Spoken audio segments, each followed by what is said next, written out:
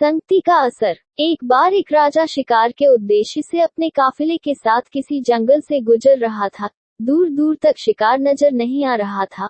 वे धीरे धीरे घनघोर जंगल में प्रवेश करते गए। अभी कुछ ही दूर गए थे कि उन्हें कुछ डाकुओं के छिपने की जगह दिखाई दी। जैसे ही वे उसके पास पहुंचे कि पास के पेड़ पर बैठा तोता बोल पड़ा, पकड़ो पकड़ो, एक राजा आ रहा है, इसके पास बहुत सारा सामान है, लूटो लूटो, जल्दी आओ जल्दी आओ।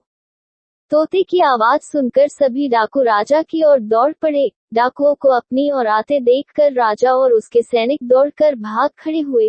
भागते भागते कोसों दूर निकल गए। सामने एक बड़ा सा पेड़ दिखाई दिया। कुछ देर सुस्ताने के लिए उस पेड़ के पास चले गए। जैसे ही पेड़ के पास पहुंचे कि उस पेड़ पर बैठा तोता बोल पड़ा, आओ राजन, हमारे साधु महात्मा की कुटी में आपका स्वागत है, अंदर आइए, पानी पीजिए और विश्राम कर लीजिए। तोते की इस बात को सुनकर राजा हैरत में पड़ गया और सोचने लगा कि एक ही जाति के दो प्राणियों का व्यवहार इतना अलग अलग कैसे हो सकता है। राजा को कुछ समझ नहीं आ रहा था। वह तोते की बात मानकर अंदर साधु की कुटिया की ओर चला गया। साधु महात्मा को प्रणाम कर उनके समीप बैठ गया और अपनी सारी कहानी सुनाई और फिर धीरे से पूछा, ऋषिवर, इन दोनों तोतों के व्यवहार में आखिर इतना अंतर क्यों है?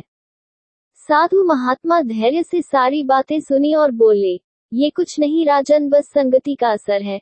डाकुओं के साथ रहकर तोता भी डाकुओं की तरह व्यवहार करने लगा है और उनकी ही भाषा बोलने लगा है।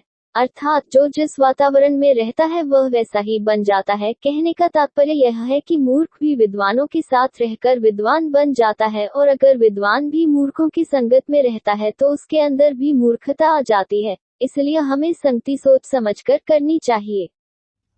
अगर आपको वीडियो अच्छा लगा तो सब्सक्राइब करें और शेयर करें एजुकेशन स्टोरी।